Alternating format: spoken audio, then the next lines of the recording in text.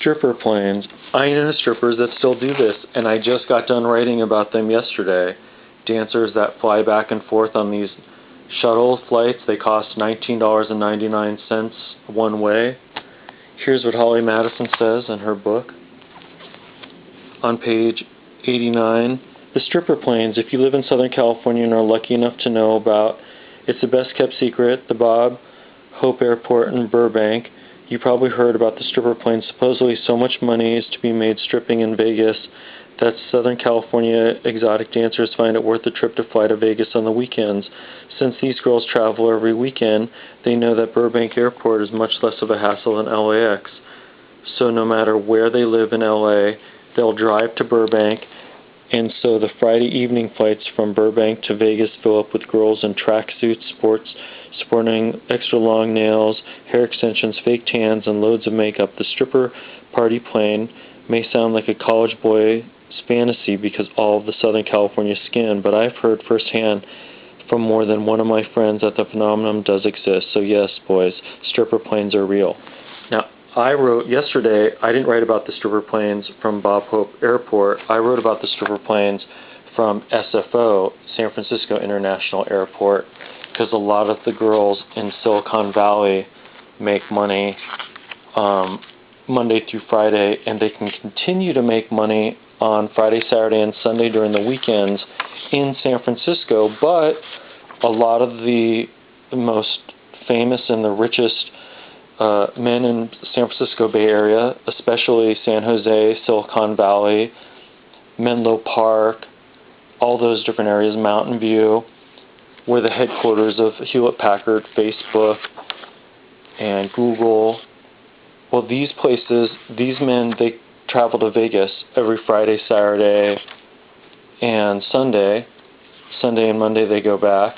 And so the girls started traveling with them so that they could meet the men at the airport, meet the men on the plane, meet the men. These girls, some of them, they even have their websites on their business cards, and they hand the business cards out at both the San Francisco International Airport and the Las Vegas McCarran Airport.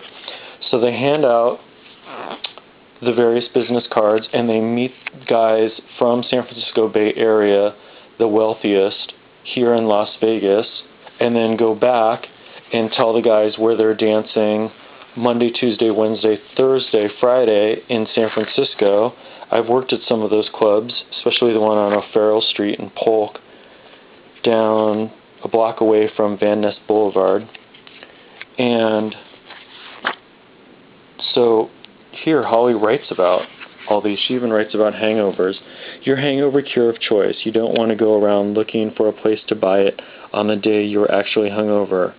She goes into moisturizer and lip balm. Travel size moisturizer and lip balm it is much drier in Vegas than wherever you're from. I'm used to it now, but I used to always feel gross and crusty when I arrived on my trip from Southern California, so SoCal friends are always complaining of chapped lips and dry skin when they come to visit. So make sure you have a remedy on hand for the first chance you have to apply it. My product of choice are Rosebud Slav Lip Balm and Body Butter from The Body Shop. Also bring hand creams and eye drops. Yeah, these places are packed. I drove last Sunday with some people that were visiting, and they went to a place that was in the shops between Mandalay Bay, Luxor, and Excalibur, and it was called Lush. And they sold lip balms and lotions and soaps, and everybody made a really big deal out of it. Again, I didn't know much about this place, Lush. Here's Holly getting married with Elvis. I knew a girl in San Francisco that came here, and her fourth wedding was to an Elvis impersonator. In fact, we found out years later that she had never had it annulled.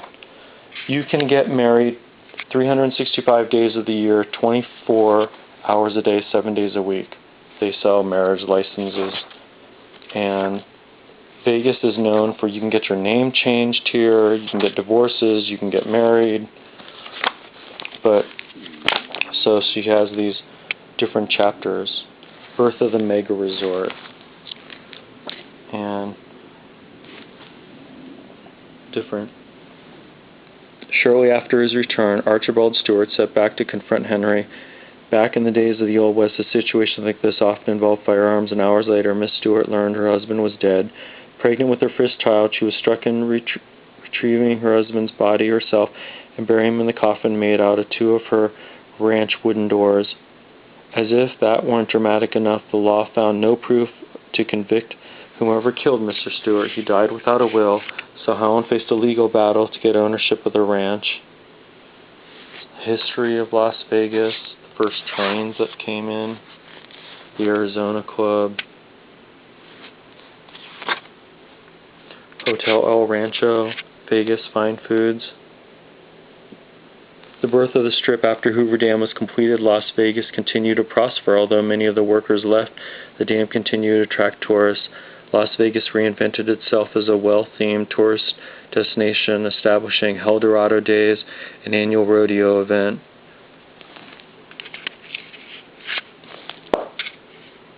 It's a great book.